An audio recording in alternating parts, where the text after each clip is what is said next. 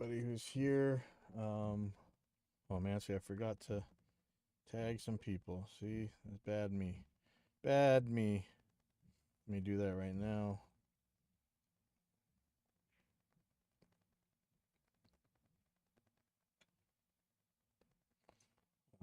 Who else do I have here?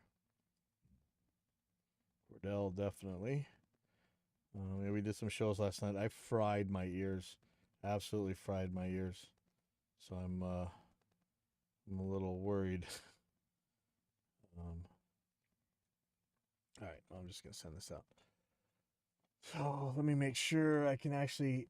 I need a drawing tablet. Like I keep trying to use this whiteboard kind of stuff, and it doesn't really work for me all that well. Let me see if I can draw in the Paint. Yeah, I think so.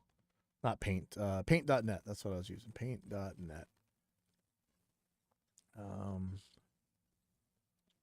see. So I have this whiteboard app. I don't know that it's any better. Windows Ink. Let me see.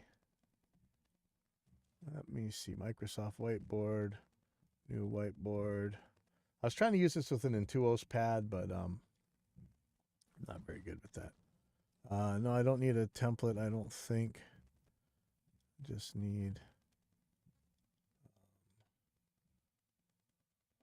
maybe this works. Okay, hold on. Yeah. What you doing? Are you on the app? Yeah. Oh, I'm sorry. What's going on?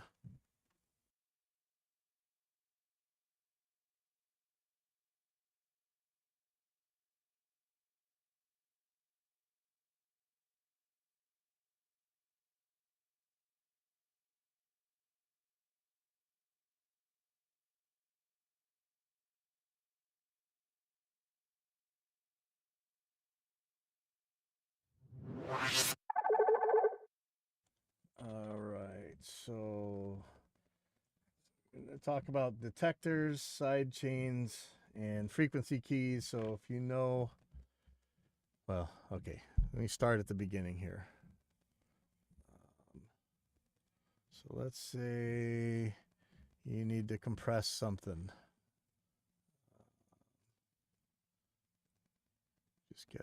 Let me get a snare actually.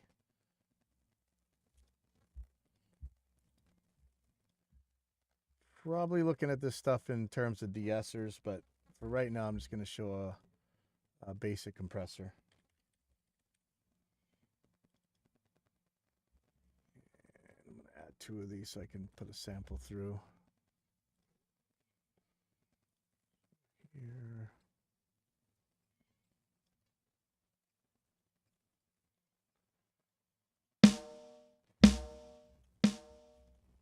Okay, so here's a snare sample. Change the time here.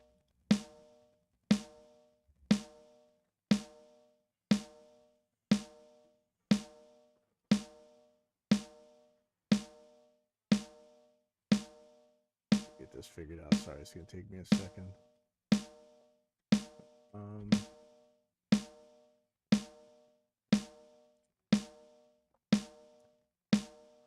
Why am I having trouble with this? Okay, sorry about that. Okay, so here's a snare, for instance, and so we're looking at what a compressor does. Okay, so I just turn on this compressor. If the compressor's not here, here's what it sounds like. And in fact, look at this gray line. This is the original signal here. Now I'll start squishing it with this compressor. See, it's gain reduction meter. This lighter shade of gray is the output signal. This is what happens after it goes through the compressor. The gray that you see back there is the original signal. AC here so I don't cook. So you can see this compressor is doing something. It's squishing the signal, right? As you would expect it to do. But what people don't always understand or realize is that the compressor may or may not actually be listening to the input signal. Okay, so for instance, there's actually a sidechain here. There's actually a detector I know I'm just babbling right now, but I'm going to clean this up. Let me go to this whiteboard again. So let's say we got a compressor. I don't know why I can't. I don't know. Should I be using whiteboard or should I be using paint.net? I'll just use paint.net. So here, I'm just going to draw a compressor. So let's say you have a signal, waveform, whatever, and it's going in to the compressor. See, this is your compressor or noise gate, some sort of dynamics. Oh, pardon my art. And then it's coming out, whatever it does to it. Now, we always assume, I think not always, and by we, not everybody, but many times you think about the audio going in is what the compressor listens to squish for your threshold, for your attack, and whatever. But really, there's another signal coming in here, and this is going to be the detector. This is what the compressor listens to. Detect or. All right, sorry about that. I guess I could write it with the text. So this is the detector signal. Now, usually, the input signal. That's so sorry about my drawing input. So the input signal, output signal, and right detector here. And this is the compressor or a dynamics device. This could be a noise gate as well. We usually think about the input signal as being the detector signal. So for all intents and purposes, very often, you could just say that this same signal is the signal. The input and the detector are the same signal. Now, it's important to know that the detector signal doesn't go to the output. It could if you do a key listen, but that's it's kind of pedantic. The detector signal is what the compressor listens to. The input signal is what the compressor acts upon. So the compressor is squishing the input signal, but it's doing it based on what it hears from the detector. Now, how do I put this? Yeah, often it's your input signal as the detector, but you might want to do something to it. You might have somebody singing live, and yet this big kick drum keeps jumping into the vocal mic. It's leaking. You always have bleed live, right? Your enemy is always that bleed. There's sound from other instruments leaking into your particular instrument. So, I mean, the vocal's a great example. You have your vocalist's microphone here. So that should be black. Let's make a black microphone. And that's going into the compressor. And that's coming out to your speakers, whatever. But there's this giant kick drum here. Giant, huge kick drum. And it is so loud. This thing is like absolutely blasting all this sound all over the place. And it's getting in your microphone. And meanwhile, your singer's little tiny voice is trying to squeeze through into this microphone. But it's barely getting there, man. All this giant kick drum noise is just absolutely blasting it. And so what happens every time the kick hits, it's squishing your vocals on your compressor. So your vocal compressor is getting annihilated. 1 second, sorry.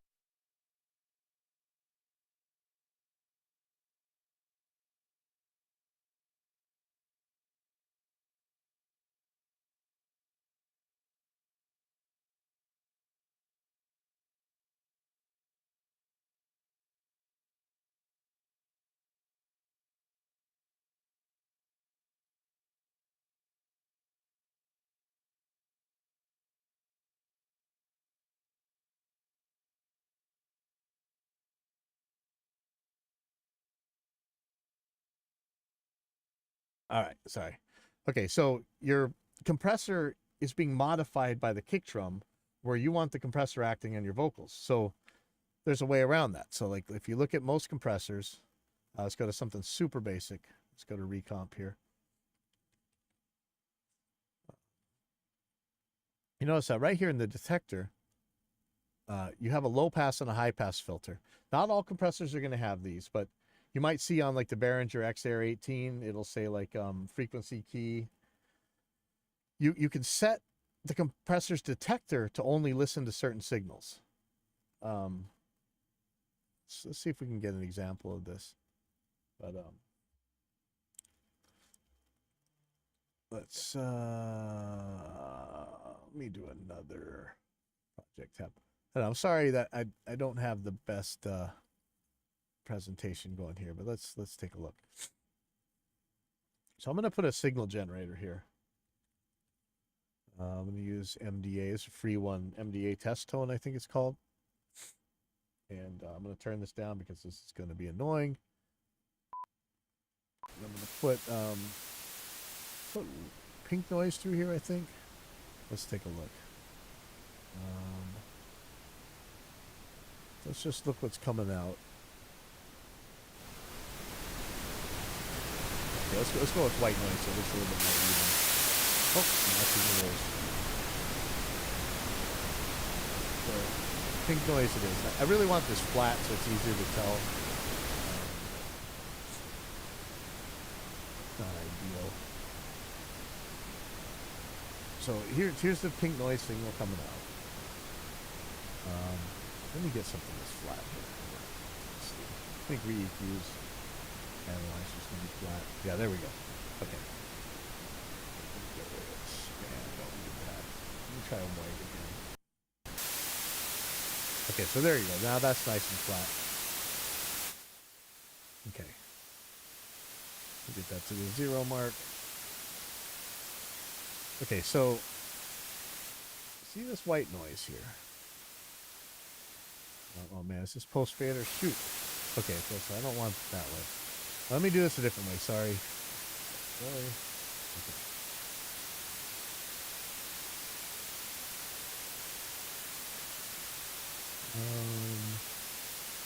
Let's put this. Put U2 down here. Let me try.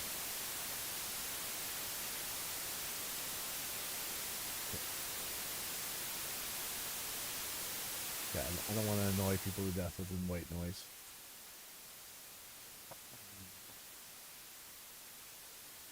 Let's just send it to here.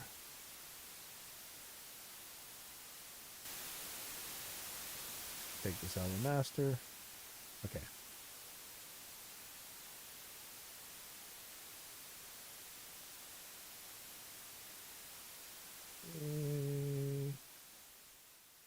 All right, there we go. Okay, so we're looking at a flat signal, right? Pretty much flat across the board. It's just a white noise, right? So that's all your frequencies. So what I'm going to do, I'm going to put recomp on here, and we're going to look at the detector.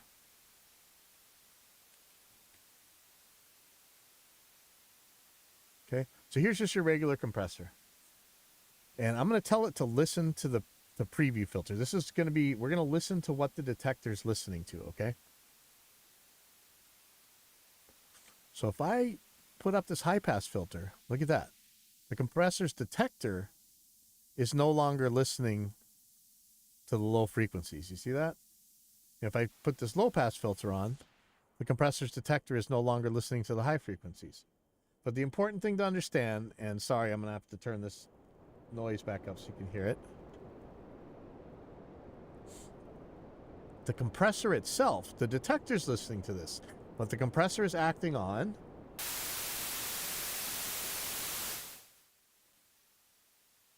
the full range signal.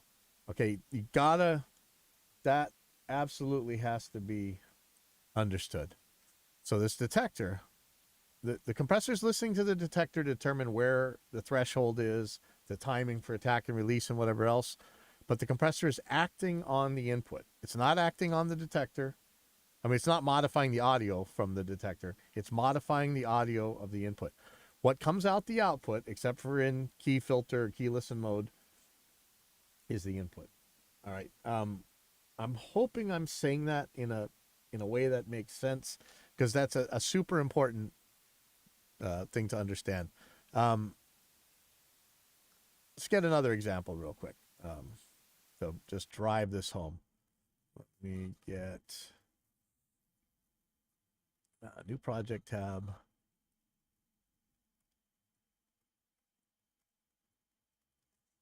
And I think that there's a bass guitar here, and I'll show you one that's super common.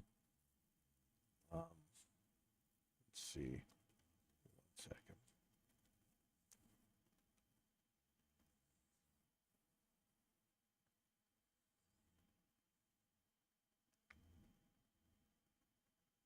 Okay. Let's close all this. Okay, so this is going to have, I'm hoping that this is going to have a snare or a kick drum and a bass guitar. Let's listen. Oops. Everything was soloed. So listen for a kick drum.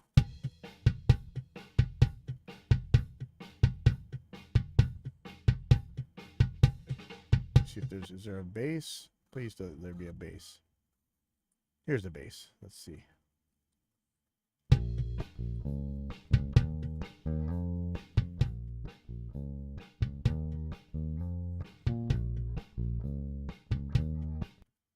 I'm gonna throw a little distortion on this bass so that it's a little bit easier to hear.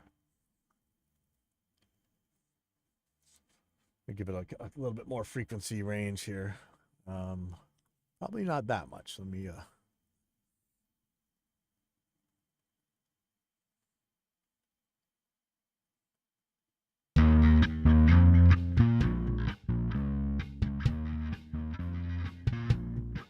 Okay, so we have a kick and a bass here. I'm going to stick them right next to each other so it's really easy to tell. Let me see if I can find a spot where it's single kicks. It's going to be a little bit easier to tell. Oh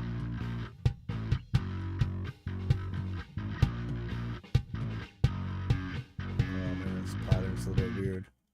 I should add some examples out.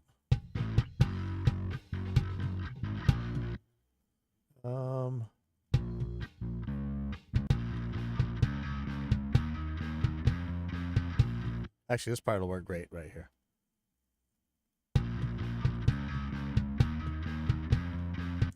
Okay. So I'm going to put a compressor on this bass.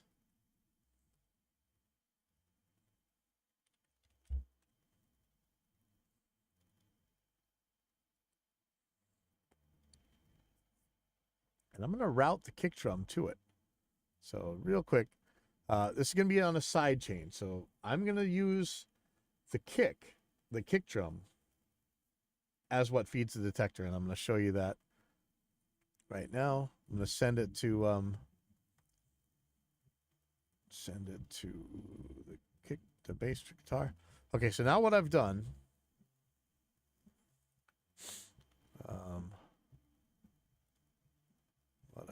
here is, let's see, here's your compressor.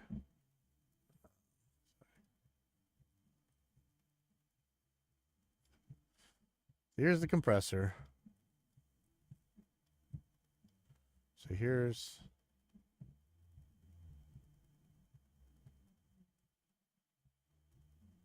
the bass guitar.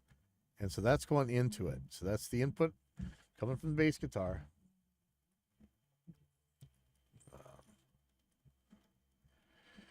Now the detector. Here's actually, let's do this with text. Sorry about this. Detector input.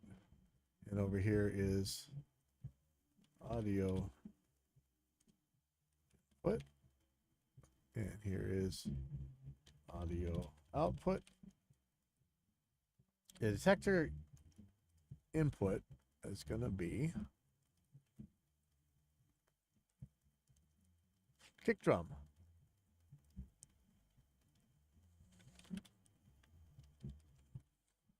Okay. So instead of the compressor listening to the bass guitar to tell what to do, it's going to listen to the kick drum. Okay. I hope I'm really trying to make this clear. I'm sorry. I need to get a better whiteboard app. I need one of those little tablets you can write on and draw on or something. But let me show you this. So if I turn off the kick, if I mute the kick,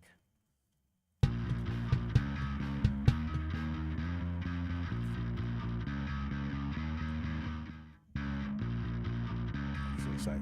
So here's a compressor in regular mode. My detector. Here's a choice. I can listen to the main input, or I can listen to the sidechain input.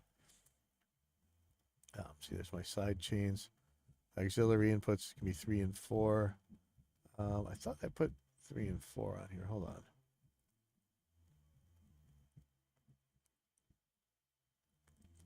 Screwed something up. Oh, sorry. So stereo source 1 and 2 is coming into 3 and 4. Okay, good thing I checked that.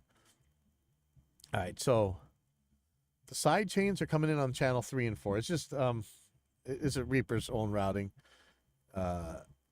Anyway, the main inputs, if you tell the detector right here to listen to the main inputs, hopefully you can see this on the screen. Here's the detector input. It lets you choose between main input or auxiliary, or in Reaper's case, you could have it listen to all kinds of different stuff. But if I have it listening to the main input, then it's going to act according to what the bass is doing. And if I listen to the preview filter, it's just the bass. Let's say you didn't want the lows of the bass to really affect what the compressor's doing. You can tell it just to listen to the pick attack by putting this key filter in, this high pass filter. So I'm frequency keying it.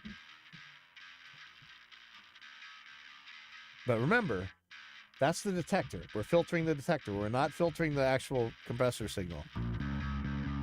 But now look. The compressor's doing nothing, right? Here's the gain reduction meter. So here's the gain reduction meter. Notice the compressor's doing nothing. Now, if I tell it, if we take out this high pass filter, it's compressing the heck out of it, right? This low frequency has tons of energy in here. If we, I'm going to do this again. Need a pre-fader. Oh, I'll just put it in the drum folder. That'll actually work. VEQ. So if we look at this, so here's the frequency coming out of the bass. So if we look at the filter, and I want to filter out the lows, see that? It's not listening to the lows as much now. Or I could say, hey, I don't want any of the clicky stuff. I just want it to compress the low end. Like, see that? Now it's not listening to the highs anymore, right? So that's the detector. We're going to do something really weird here. We're going to tell the detector to listen to the sidechain input. So now listen to what we got here. So auxiliary inputs. So what's that?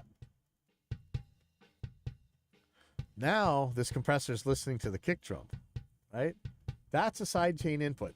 And it's a lot more obvious in this case because it's a different instrument.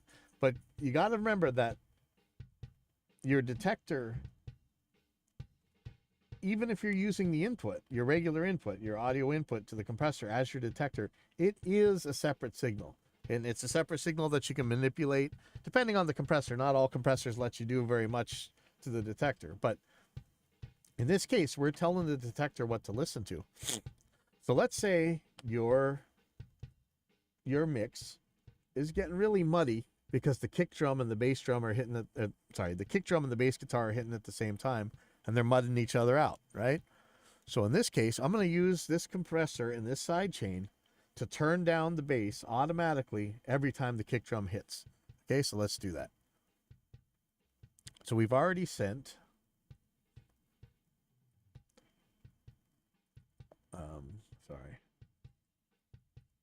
we're sending the kick drum into the compressor's detector, and it's working on this bass signal. Let me change that so we know. Bass guitar.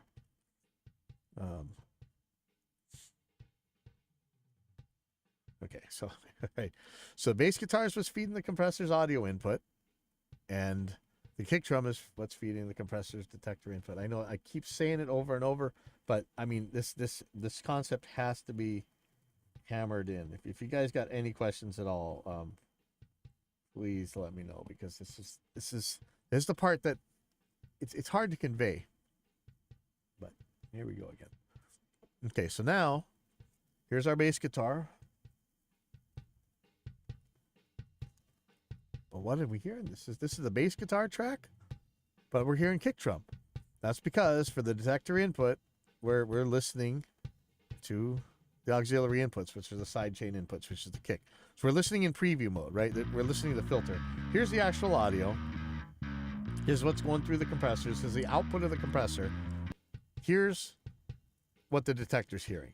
The detector's not hearing that bass. It's going to act on the bass, or it's going to modify the bass, but it's not hearing the bass guitar. It's only hearing the kick drum. If we put it back in the main inputs, the audio input, it'd be listening to the bass. But that's not what it's listening to. It's listening to the kick drum. Okay? So here's the compressor's output. Here we go. So I'm gonna make the attack really fast and release pretty fast.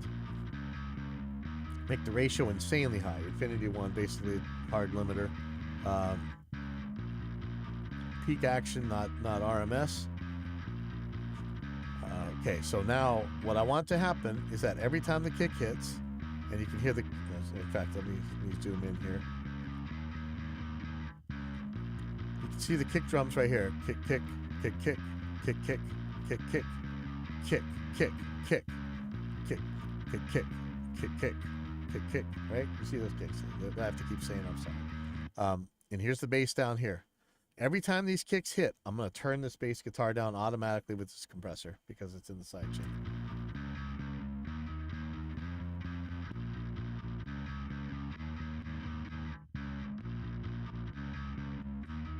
Okay, you hear a little bit of EDM action there, electronic dance music, whatever.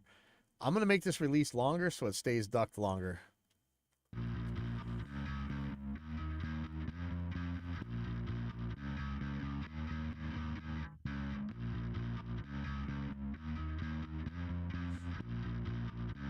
Here's without it. Hopefully you're hearing this.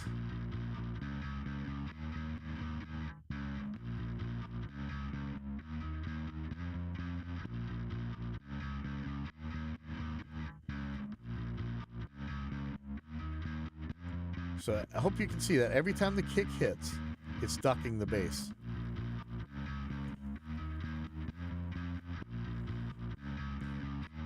I'm going to do something else here. So I'm going to put the kick drum back in so you can hear the kick drum.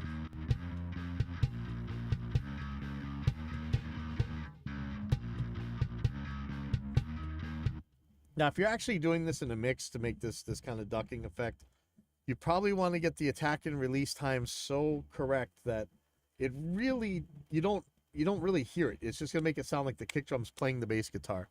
Let me see. Sorry. Okay, so I'm gonna bring up the threshold a little bit.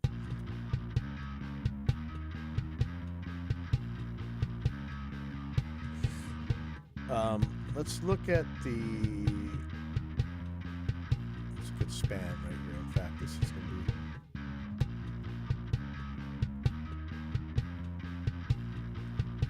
Why am I not seeing this?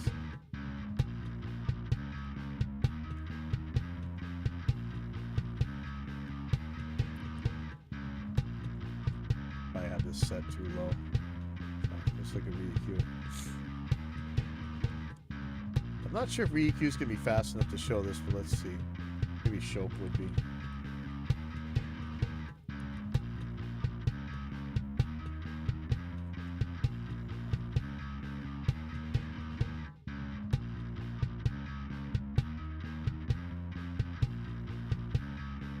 I'm going to turn this compressor off. Oops, sorry.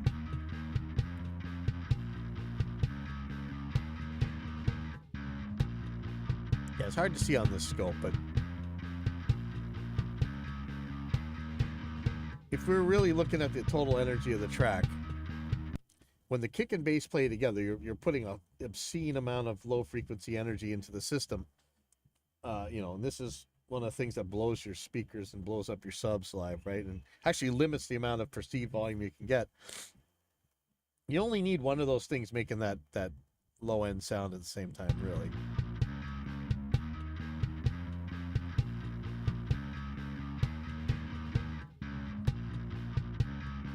So let's see if we can really tailor this.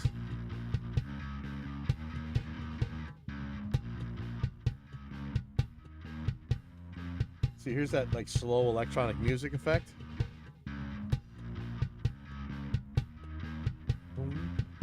Gives the music a groove.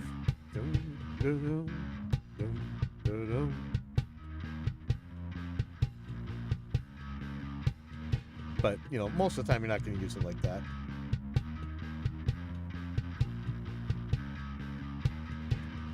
Realistically, the low end of that kick's not going to last all that long. Let's take a look at how long a kick really is. So here's a kick drum waveform. And let's make a little measurement of it here. So probably about right there. And if we look down here, let me change this to minutes and seconds. About 122 milliseconds, right? It's pretty short.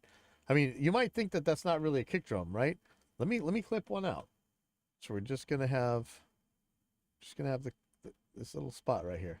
I'm gonna solo the kick. Let me take it out of loop. That's really as long as the kick is. You might not think that sounds like a good kick. Maybe it's crappy for reggae because it's got the wrong frequencies in it. But let's take let's take some highs out of it. Let's take some low mids, and let's add in some thumpity thump stuff. Now you got your reggae kick, right?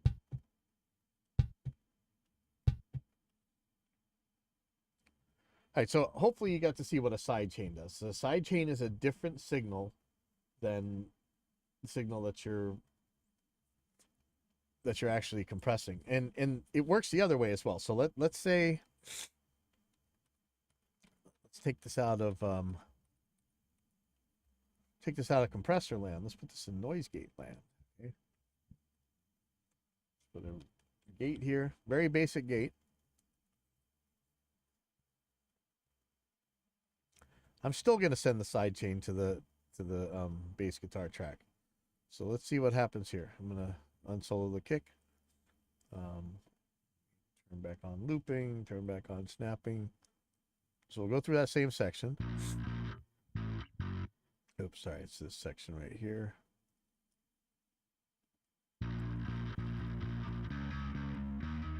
Okay, nothing's happening. Let's listen to our filter. Let's listen to what our sidechain is playing. Why am I not getting kick? I should be hearing the kick here. Let's go down.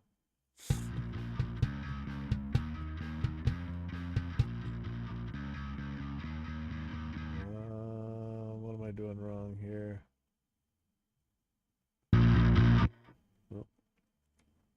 Oh, I'm back in my main input. Sorry. Here we go. Okay, so this is what we're listening to for the gates input, for the detector input. So notice how much this compressor and the gate look similar. This is a really early thing we made in Reaper. I'll make the attack pretty much instant. I'll make the hold and release a little bit longer so we can hear this effect. So what's going to happen is every time the kick drum hits, it's going to open this gate. Okay, so let me play it. Put the bass back in. So, take out the filter. Sorry, take out preview filter, which is the same thing as key listen. Key listen means listen to the detector. Detector listen, preview, filter, preview, detector, whatever. You're listening to the detector. Now we're back listening to the compressor's output. nothing's happening because the threshold's so low on the noise gate, on this noise gate, that everything's getting through. If we turn it all the way up, you don't get any output at all, right? It's never reaching the threshold, so it's not gonna let anything out. Now, if I did this as normal, whenever the bass is playing, the noise gate's gonna be open. When the bass isn't playing, the noise gate's off. And in fact, let's confirm that with the section here, where there's spots where the bass kind of goes away. So you hear that popping and clicking as the noise gate's opening up because the attack's too short. I'm going to show you something else about that with kick drums in a second, but we'll get there in a second. Okay, so let me go back to the sidechain input. So we're only listening to the sidechain for what the detector's going to do. And I'm going to slowly bring down this threshold, lower it until the kick drum opens the gate. Okay.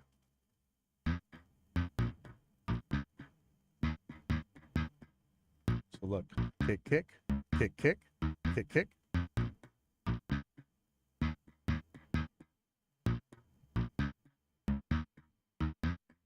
Okay, let's make that a little bit more natural.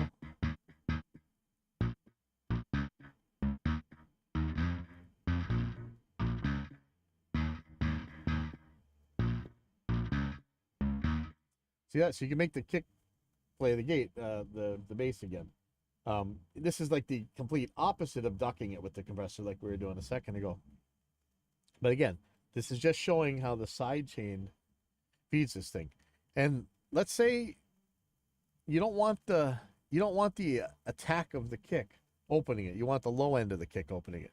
You can just turn down the low pass filter here. Let's listen to the filter again. Let's listen to this. So in this case, we're listening to the thwack of the kick, turning it on. But maybe we want the low end of the kick, the thump of the kick, to turn it on, to open the gate. Okay, so let's try that.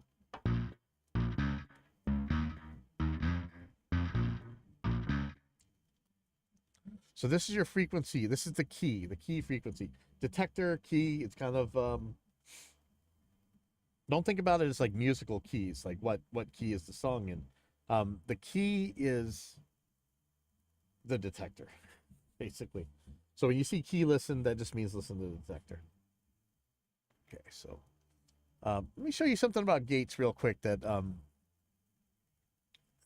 find a thwacky kick here. Just looks like a suspiciously thwacky kick. Let me see.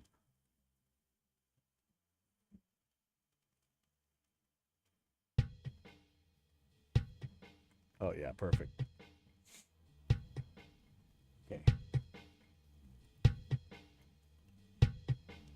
Okay, so this kick has a pretty good blend of free. I actually love the sound of this kick. But let's say it's a little bit too thwacky. In fact, let's make it super thwacky and to the point where it's really just gonna upset you.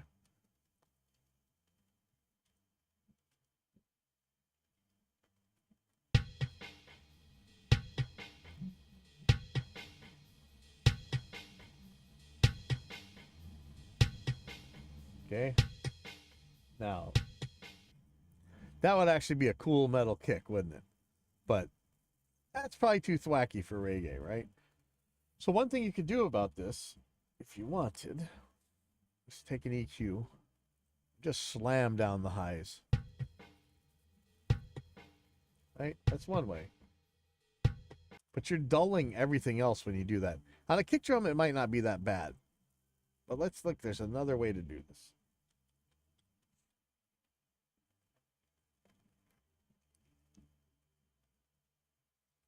So let's do our regular gate. Remember what we saw about the kick drum seemed to be about 160, 100. Let's say at the outside, kick drum is 200 milliseconds long. So we're just gonna make kind of a long hold here. Okay, so let's listen to this kick. Let's do our regular noise gate. Maybe make it a little bit more natural.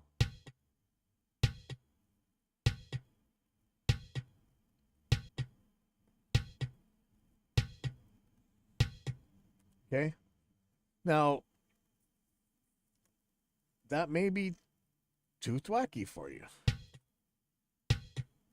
Right? And again, you could use the EQ to do it, but you're changing the tone of it when you may not need to. How about if we really look at what makes this thing too thwacky? It's just this beginning part. If I cut this part out, if I make it so it can't even play that part,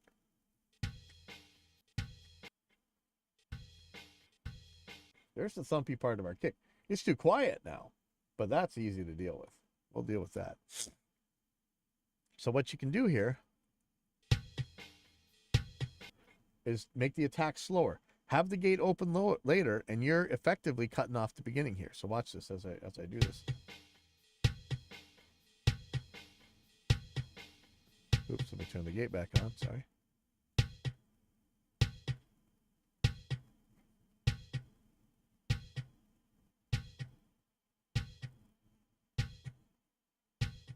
Right?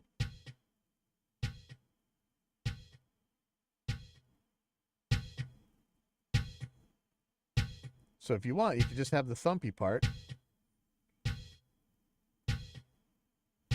without having to compromise the EQ. Now, the kick's going to open a little bit later by not much. I mean, you're probably talking 4 or 5 milliseconds in the real world. This is a studio recording with like a really sensitive mic with the really fast transients. So let's look at some other examples here. Let's look at a vocal. So I'm going to look for some S's. Okay, let's listen to these vocals here. We'll look for S's, T's, something with sibilants that's going to be upsetting. Sibilants. I know me better than you, and I don't bear the burden of proof. I hope it's true, 'cause I depend on you. Let's get down to the brass tacks. I know the drill and I've got the facts. So again, unfortunately, this is a well-done studio recording. It's not too bad of a sibilance, but we can make it bad. Let's get down to the brass tacks. I know. So let me loop this section here. Let's get down to And again, the let's brass tacks. I think Exciter will probably be the perfect thing Let's for this. get down to the brass tacks. Let's get down to the brass tacks. Let's get down to the brass tacks. Let's get down to the brass tacks. So this kind of sounds yuck, right? All right. So one way to deal with this, and this was the old way, is to set up your compressor so that it's only listening to those really troublesome frequencies. So let's do it that way. This isn't ideal. Nowadays, we want to use a multi-band compressor to do this. Maybe we'll talk about that in a second. Turn off the AC.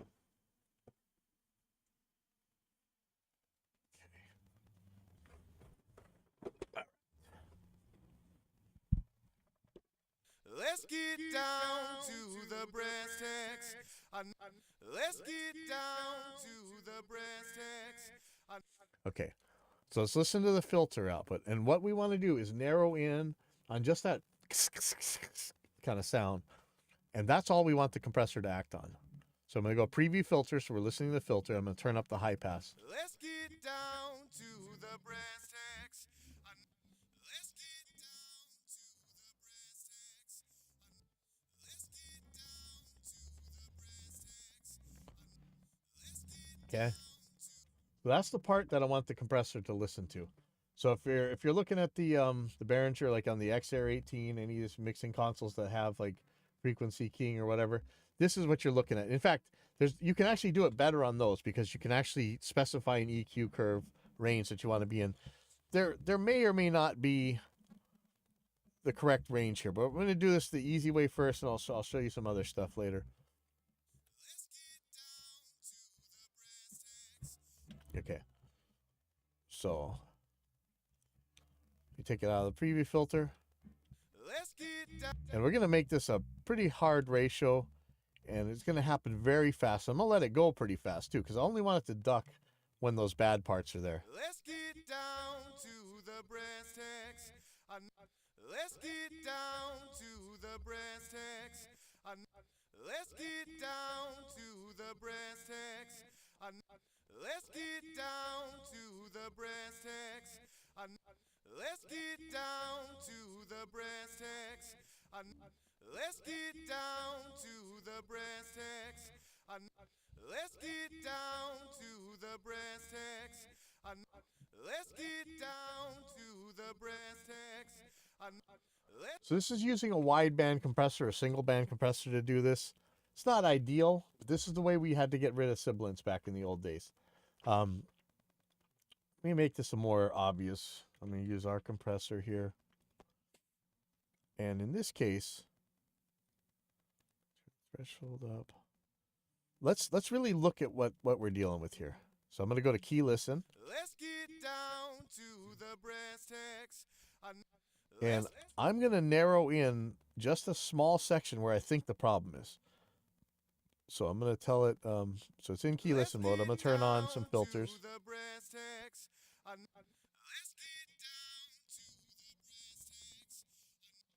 Now I could put a low pass filter here, but I'm not sure where the...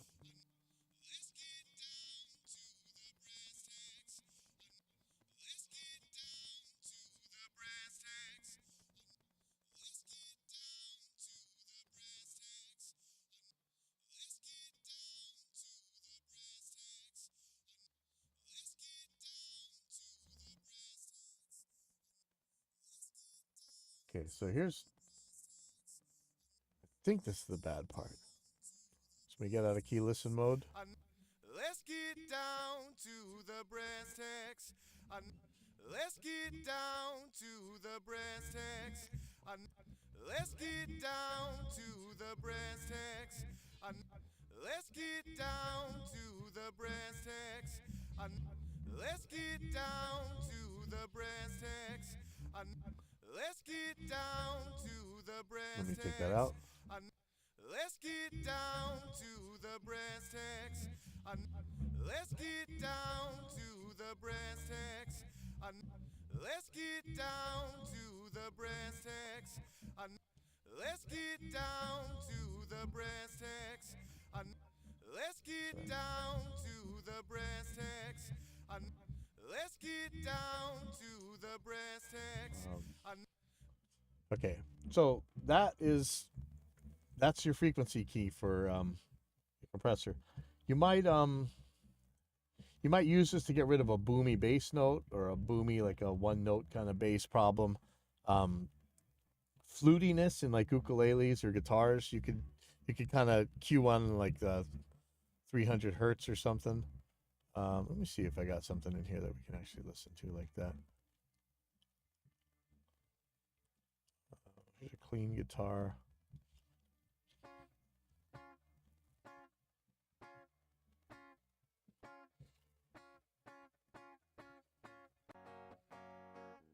Actually, the guitar's not really a problem. Let me show you a how you would do this with the multi-band compressor. Let's see,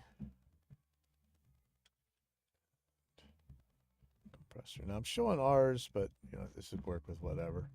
Oh shoot. You know what? I'm not gonna put you through that. Let's just get on React Comp here. Okay, so here's a multi-band compressor. We're gonna leave everything alone, but the problem frequency. Oh, sorry. Let me see.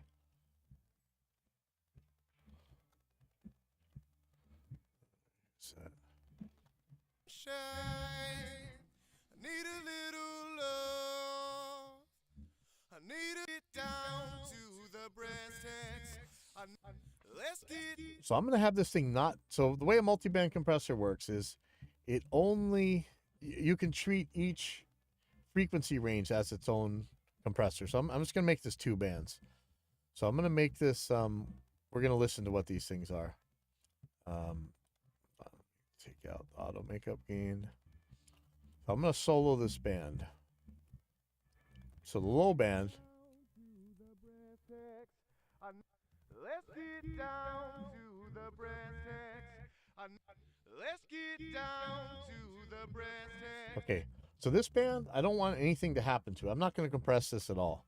I'm going to tell us just to leave this alone. Don't mess with it. Down to the brass tacks. Now this other band, band 2, this is going to be where the sibilance is.